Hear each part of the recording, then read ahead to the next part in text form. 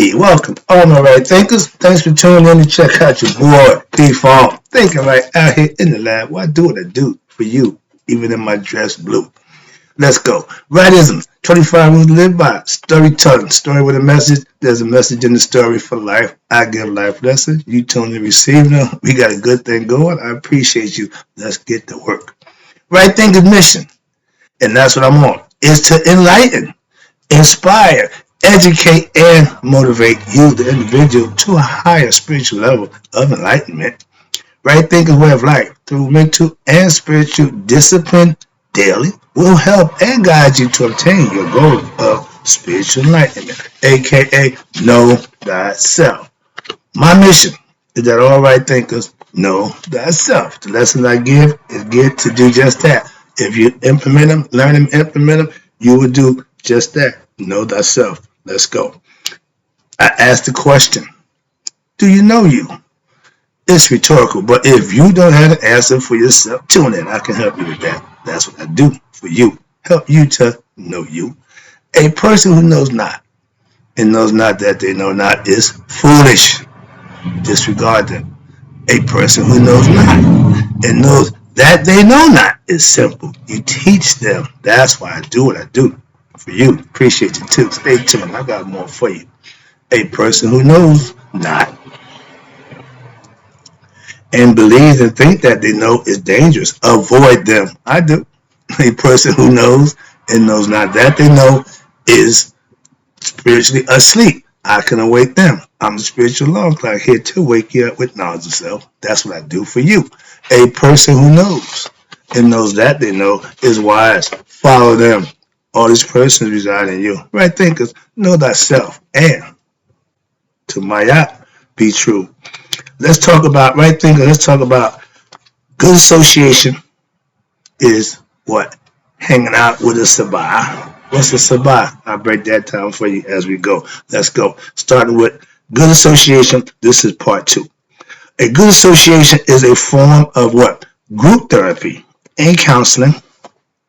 It is similar to the process of psychotherapy of the Western psychologists, helping the individual to what? See the error in understanding, which is causing the inability to what? Cope with the world. Some of us need some help dealing with reality. That's my job, to get you as real as you can be. P-Funk means pure real. Okay, so that's my area. But the major difference between good association in yoga tradition, Western forms, a group therapy, and individual counseling is that through the spiritual perceptor, you have good association, assists and urges what? You, the individual, to understand his or her what? Transcendental true self, while traditional treatments seek to help the individual cope with life situations which produce what? Stress and mental anguish. From a yogic point of view, ordinary human life is based on what? Erroneous view of existence and psychological disciplines which do not include what? Understanding of the human soul, which are also based on ignorance, the ego. Thus, treatment which are based on what? Ignorance cannot provide effective and abiding results. If the person you're going to, if the psychiatrist or the shrink, whatever you want to call him, is not good at what he's doing, he's not going to help you, or she's not going to help you. Moving on. And from this point of view, you have modern psychology and modern medical science must be understood as discipline, mental disciplines, which are only in their infancy. Why? Because they have not yet acknowledged and discovered what? The hidden mysteries of their soul. Meaning they don't know themselves. Again, we are in the darkness when it comes to knowing who we are consciously. Now, ordinary psychology is useful when taking extreme, degraded individuals, psychotic, from a depth of what? Abnormality, and to some degree, helping them to what? Become lucid enough or aware enough to exist in this world without medication, therapy. If they give you pills to help you, you have serious problems. And if they give you medicine to help you, guess what? That medicine is also going to hurt you. It's going to take care of one part, it's going to destroy another part. That's Western medicine. That's how it works. You want to get medicine? Deal with the East. Why? No side effects to their medicine. Why? Because they use natural herbs. That's why. We use medical sense. However, there we go. However, this level of what existence and what modern psychology considers to be normal is not considered normal by who? By the yoga science standards. If you have no knowledge and understanding of yourself, how could you be your best self? You need help. And mental, watch this, mental abnormality exists to the degree of what? Intensification of what? You ready? Your ego. And its accompanying complexes. That's the feathers that come with the ego self when it does what it wants to do. Okay? When you serving you, there's some consequences that come with that. When you serving your higher self, there's some rewards that come with that. Your choice. Take the consequences or take the reward. Your choice. Again, you have a choice in whatever you say and do. That's the difference. Where we at? Now, you have a state of what? The state of enlightenment, or what we know as self-knowledge. Again, that's enlightenment. Knowing thyself is being enlightened. We give you information that's going to help you to be a better you. Self-knowledge is then what? The only state that can be called the state of optimal mental health. If you're not conscious, if you don't have knowledge of self, you got mental illness issues. Simple as that. But through good association, that's a teacher-disciple relationship. You should be learning from somebody who knows. I'm the teacher, you're the student, you come, ask, and I'll answer and give you what it is you're looking for. That's the job. That's how it works. That's good association. This relationship wherein your yoga teachings, right thing philosophy, are presented to what? Promote spiritual and thus mental and physical health. Mind, body, and soul are working on all three aspects of your character. That's what you should be doing. Through what? You can do this through continuous association with, oh, I got my head off, excuse me, sage or other spiritually advanced personalities. I have a pastor. His biblical knowledge is second to none. And I take his advice from a biblical aspect. Why? Because he lived it, he professed it, and he's good at it. So I don't have a problem listening to a Christian biblical person. Why? He's knowledgeable of that book. Very good. And he's knowledgeable of living according to that book in his way. And I respect that. Just like I live my right thing philosophy, he lives his biblical Christian concept. And all my church family does the same thing. They follow his lead. If you have a good leader, it's okay to follow him, not stock and barrel. Just pound on it and go with him. Why? If he's doing the right thing, going the right way, that's where you want to be. That's, again, good association. I talk to him every morning.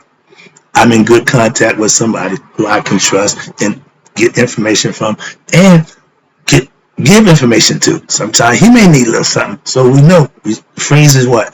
Iron sharpens iron. So we work together. And when you have an advanced personality, such as a pastor, you, the aspirant, now is led to what? Discover his or her true spiritual identity. My pastor can help you with that. I had a student who wanted to learn Christianity. He didn't want to learn right thinking philosophy. I took him over to my pastor.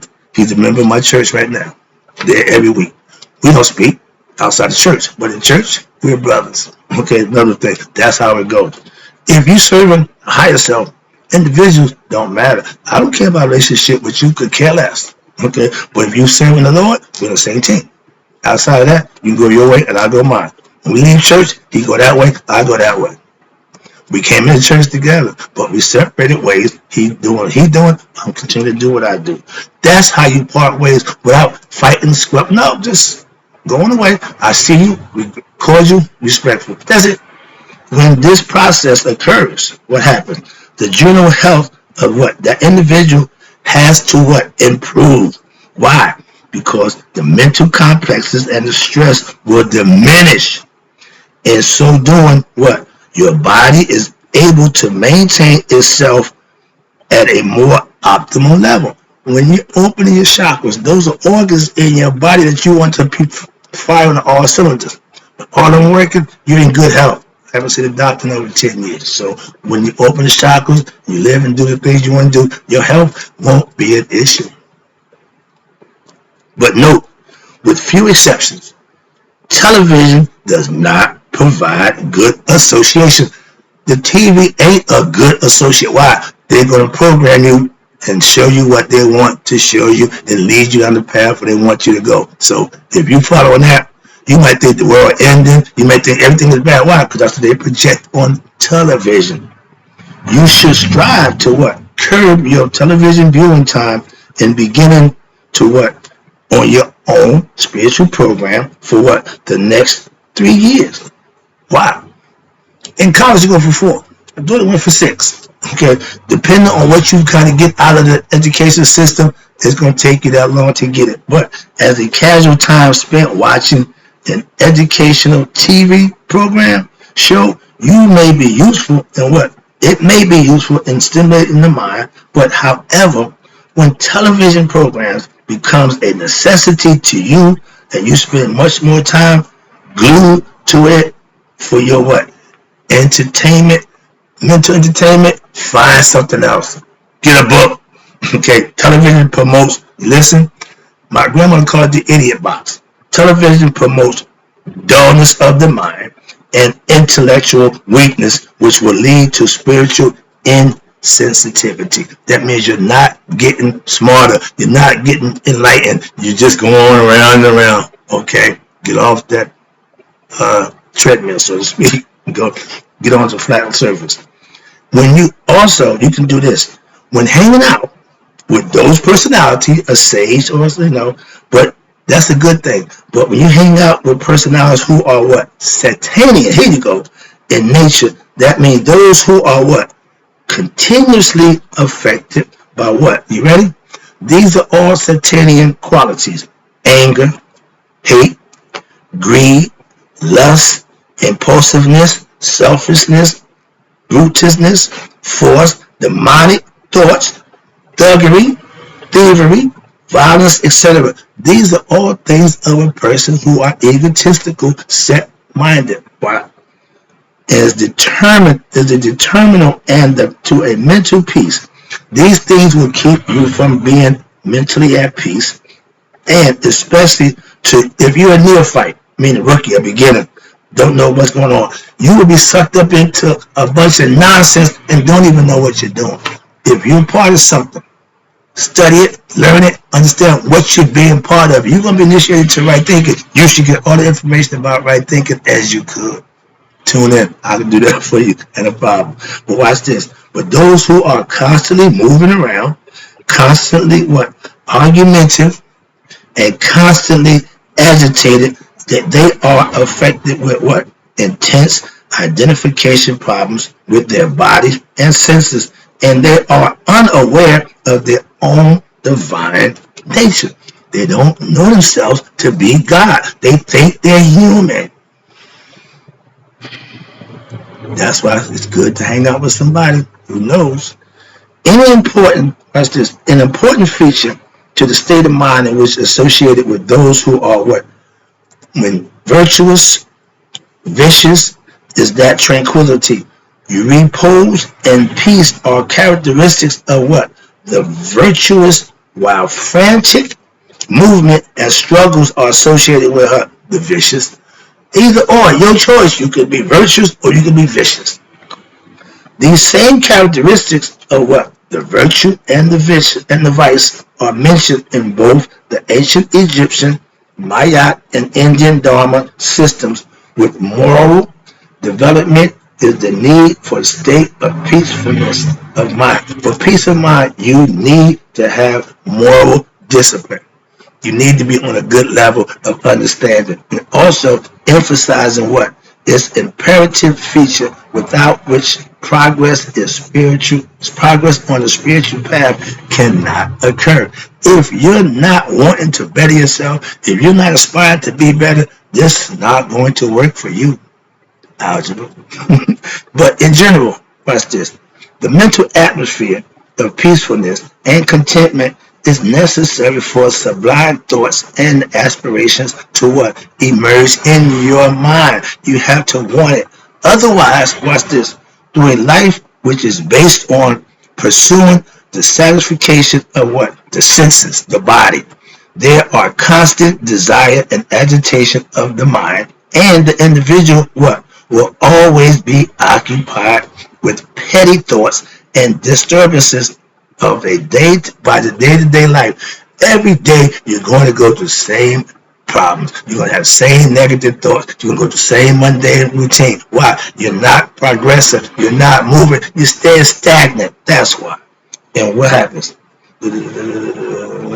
Therefore, the cultivation and the maintenance of what? Serenity and contentment should be what? Your primary goal. You should want to be comfortable and content within yourself.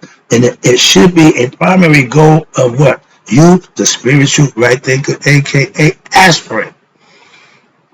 You can gradually wean yourself off that television nonsense and other negative association with people who don't mean you no good. If they're toxic, get away from them. By gradually what? Engaging in them less and less. Again, you cut them down. The time you spend with the people who don't mean no good should be cut down, like that TV show. Cut it down. Do something else productive and positive for yourself. And there are no longer what? A need for television. People that don't mean no good. You get past that. And watch this. Though in the beginning, you might put forth the conscious effort to what? Abstain from these practices and to engage in spiritual work, which is good. Now the process becomes easier and easier when until there is what? No more effort needed to sustain your withdrawal from these negative activities. If you aspire to watch TV, you aspire to be around negative people, you're causing your own fetters, your own demise. That's the ego, not recognizing what? Its errors. Most egotistic people will blame everybody except themselves. Why? This is because the positive spiritual experience will provide such a sense of what? Self, that you will lose your dependency on what? Objects of the world, and instinctively you will refrain from associating with what? Those who are negative and disrupt your growing sense in an inner peace. People who don't mean no good, leave them alone. In the meantime, what? You yourself must work with your own mind to abstain from negative thoughts and activities to the best of your ability. It ain't easy, but it takes time. So you work on it. You gradually do it. You don't just stop. Everybody can't just stop and move on. No, some people need to wean yourself off it. Work yourself out of that situation. If you got your hand in the lion's mouth, you want to stroke them nice and easy and start easing your hand out by just stroking them. Okay? Why? That's what's going to get it done. Anything else, you might just eat it up. You must understand what? That you are not giving anything up by not dealing with these people, not watching TV programs. You're invested in yourself. In fact, you will be what? Gaining a closer relationship with who? With yourself and your true fulfillment of your inner desires, meaning you want to know thyself. So you do the things that make that happen, and you go find you what? A Sebai. The concept of a Sebai. Let's talk about that right quick. I'm going to let you go. The Sebai of ancient Egypt. The term Sebai, S-E-B-A-I, it means illuminator of the mysteries. I'm enlightening you to what you don't already know. A mystery is something that you don't know, but you can study and learn and find out what the plot is for yourself. Let's go. The highest company you as an aspirant can keep is with what? Your Sebai, aka the sage. In ancient Egypt, the priests and the priestesses were what? They were revered as what? Enlightened counselors and spiritual leaders, or sages who lead what? Initiates to meet what? Their divine self. I'm getting you to God the best way I can, the way I know. Why? I've gotten there, so I know the way. I'm just trying to enlighten you to the way. Let's go. I ain't saying it's the only way. I just know it is a way. Trust me. And what's it? There are few cases where they have been what? Canonized. That means raised to God's status as a human. Or considered as what? Gods and goddesses as such. Wow, we got one. My favorite. Imhotep. This the guy, the reason why I keep books is because of him. He was the first multi-genius. Everything that he endeavored in, he mastered. Okay, that's why. Now, Imhotep is one such example. I gave a lesson on him a long time ago when he talked about that. But yeah, that's my favorite dude. However, there you go. In their capacity, they were charged with what? Becoming one with the divinity. That means one with God. Become God conscious, God-like, Nihas, anointed, Christhood, whatever you want to call it. But that's what the goal for my right thinkers, to become just that, one with your divinity. And doing rituals in order to what? Bring forth the glory of that divinity.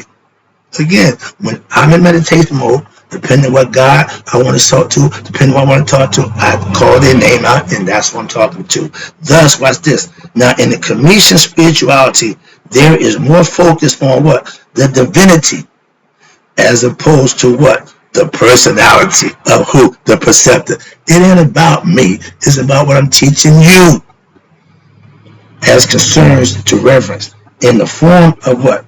An incarnated divinity. We come back in the flesh. We're gods. Even in the flesh, we just don't know it. That's why knowing thyself will get you back to where you need to be, conscious, God conscious, and to know thyself. And watch this. That form of reverence and having knowledge, devotion was reserved for who? The Pharaoh. Okay? The priests and the priestess were just facilitators and enlightened guides to what? Through the mysteries of, she taught that at that time. As an enlightened personality, they were what? They were hailed as leaders and directors of society. Right now, that's the political part. That's the spiritual part. We don't have no leaders in that area at all. Moving on. Last one, I'm about to wrap it up again. I appreciate you tuning in. The kind of reverence towards the priests and the priestess that developed in India, Sadi Guru, when that guy walk into an event, an arena, everybody just melts. That's love. That's love. We got nobody here that can make people feel that way about them. Moving on. In India, watch this. They developed in India and was unknown. The kind of reverence toward the priests and priestesses that developed in India, they just loved them, was unknown in ancient Egypt. We didn't celebrate the individual. Rather, the mysteries were kept closely amongst who? The initiates within the temple system. Again, they called it the mystery system because everybody didn't go to the temple to learn. Only people came to the temple they let in was during the festival days, and when something was going on, you can come in the first part. The rest of them, if you ain't one of us, you can't come in. So you got to be part of the group. You want to join? Then listen to me. Know one. To be one, you got to know one. Why? Somebody got to vouch for you. Okay? But they had the system, and watch this. And the public was only allowed, here you go. They taught in this temple system, and what? The public was only allowed to participate when? In the holidays, traditions, and the public festivals. That's right. The teachings were disseminated. The teachings were disseminated within the temple system only, and it was God and the teachings which were the primary focus, not the individual, and not the spiritual preceptor. Again, don't fall in love with me. The lesson I'm giving, what I'm bringing to you, fall in love with that. I'm just an individual. Don't worry about me. Take care of you. I'm not God. I'm just a teacher. I'm just one of his servants doing his work to get you to him. That's my job. That's it. Moving on. I don't need a bunch of praise from my right thinkers. Trust me, you subscribing, your views is just fine. I appreciate it. The whole idea is to get you the lesson. Moving on. Let me wrap it up again. Now, it was perhaps in their wisdom that what? That the Kemetic priests and priestesses sought to avoid what? That situation which has developed in modern India. Love for the pastor, the priest, Sadi Guru. They love him. He give a good message. He does his thing. But their love is for him, and that's sometimes not good. Look at all the T.D. Jake fans. When T.D. Jakes found out to be not what he thought to be, everybody got depressed and just upset. If you worshiping God, what T.D. Jakes shouldn't affect your worship. Understand that? Moving on. That's why you don't like the preceptor or the sage. Why? They're human. They can fall victims. That's why. And if I ever use that when I'm human, it's laugh to your heart's content. Why? Because the joke is on me. Okay, moving on. That the teachings are so proliferated. Watch this.